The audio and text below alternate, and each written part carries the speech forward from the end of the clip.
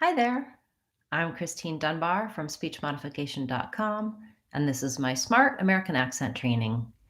Welcome to our Word of the Day series, where we take a new word each day, talk about how to pronounce it correctly, look for accent error patterns you may have for this word, and share resources for improving your pronunciation and the patterns in that word and in other words. Thank you for the great suggestions. We've had some really good comments and requests for words of the day. So I'm keeping a list, and if I haven't gotten to your word yet, I will be coming to it soon. Fortunately, we have many days of this to come, so we can cover everyone's words and requests. If you can't wait for your answer for your question, I do also sometimes give you a little bit of a short answer in writing in the comments before I get to the word of the day actual class. But you can also come to Friday's question and answer class. So that's every Friday at 12 o'clock Pacific time, 3 o'clock Eastern time. And people come and ask me about pronunciation for words, for patterns, the things that they're working on that they need a little extra help for. So I hope you can join us for that. Today's word of the day is actually two words. It's a phrase, which is Zoom fatigue. And this is kind of a buzzword these days with many people who are working from home and who are experiencing some repercussions from having a lot of video calls and video conferencing. And I've talked with many of my clients about this. We do our calls over Zoom or Skype or Google Meets, Hangouts. There's many, many ways that you might be connecting with others right now in video chats. And I have a little bit of a write up about it on my website. So I'll put that here in the comments for you. And this has some links to a couple of good articles which have some suggestions for dealing with Zoom fatigue, and also some that talk about why it happens and what's going on there. And so you can read that and check that out if you're feeling like you're exhausted or you're tired out, or if you're just struggling with this new way of meeting and talking with people, if you're finding it challenging. I also have been working on some ways to help you take advantage of this new way of communicating, because there's some things where if you're working on improving your English, improving your accent, you can actually benefit from using video calling. And so you can also see some information about that on my website as well. And that's in my online practice, free practice. So I'll put a link for the free practice here as well. And one of the things I'm talking about in that link is some of the do's and don'ts for video calling, things to take advantage of. Most of you have probably figured those out by now because you've been doing it for a while. So let's take a look at our word, our phrase, Zoom fatigue, now that we know what it means.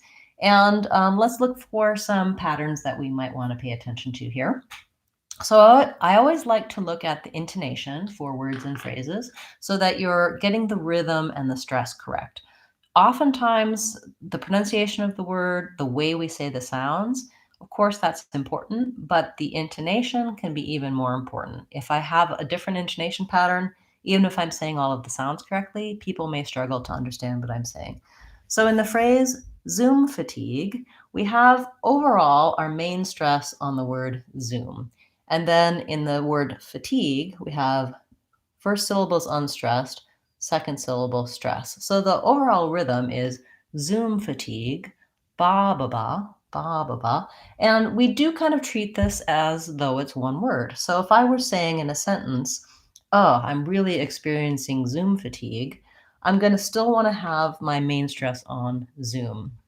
That's slightly different than if in another phrase, for example, if I was saying that I have a car, the noun car or the noun fatigue would get the main stress. But because Zoom fatigue functions as one word, then Zoom gets the main stress. So this is called a compound noun. It's where two words act like one word. And many times, Spanish speakers and lots of other speakers too will have a tendency to stress the second word when they should be stressing the first. So, for example, if I say, I went to the store, the stress goes on store. I went to the store. But if I say I went to the grocery store, the stress needs to go on grocery because grocery store functions as one. So I went to the grocery store, and you'll often hear non-native speakers say, I went to the grocery store, rather than I went to the grocery store. Similarly, if I said, I have a car, I'm going to stress on car. I have a red car. I have a red car. I'm still stressing on car. Red and car do not form a compound noun. But if I'm saying I have a sports car, then my stress goes on the first part of sports car because sports car acts like one word. So I'm going to be making a video and some lessons about this soon. It's called compound nouns, and it's really an important part of having an American accent. So for Zoom fatigue, same thing applies. Zoom gets stressed and fatigue second. Now let's look at the pronunciation. So for some people, the Z sound at the start of words is problematic where they may devoice it. So they might say it more like zoom. That's especially important for Spanish speakers. Other speakers will sometimes have a problem with doing Z at the start of the word, and they say it more like a J, and they might say doom instead of zoom. So you just want to have your tongue behind your teeth. The sound should continue, Z, and your voice should be on. I do have a lot of videos for helping you with Z, particularly at the ends of words, but these are the typical patterns for the beginnings of words. Next, we have the oo vowel. Most of you can do that vowel correctly, and it's in many languages. So zoom, zoom. So that looks, I will rewrite it, but it looks just the same as how it's actually spelled. And then the word fatigue has kind of strange spelling. And what we want there is the first vowel is vowel schwa, sounds like an fatigue. And again, short, long, fatigue. And then the second vowel is vowel E, that's the tense high front vowel. And lastly, we just have a G sound. What some of you should watch out for is make sure that you're not doing a K. You don't want fatigue. You want fatigue, fatigue. And to help you do that, just lengthen your E vowel before your G. Zoom fatigue. Once I can say all the sounds in this phrase, zoom fatigue by itself, then I want to start to build it into some sentences. I might say something like, have you heard about Zoom fatigue? Or Zoom fatigue is a real thing. Or after last week's meetings, I had Zoom fatigue. Okay, so I'm not sure how much we're actually using that phrase in spoken English, but I thought it was kind of interesting that I was seeing a lot of people talking about it and a lot of people writing about it, and I thought it might be an interesting word of the day. So thank you for bearing with me. Tomorrow we'll be going back to some more of your requests and some common words. So tomorrow I want to talk about the word mobile, as in mobile phone or T-Mobile. So join us for that class tomorrow, and you can check out the full playlist on my channel page, Speech Modification Seattle. If you haven't yet subscribed to the channel, you might want to do that because you can get notified when we have our live classes and when I upload new videos.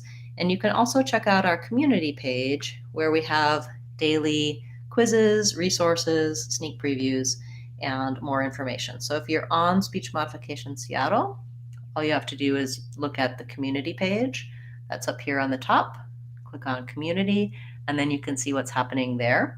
You can also check out our playlists, including our Word of the Day playlist, our Smart Challenges, and more details about vowels, R sounds, TH sounds. So many of the sounds that you may struggle with or patterns you may want help with are there on Speech Modification Seattle.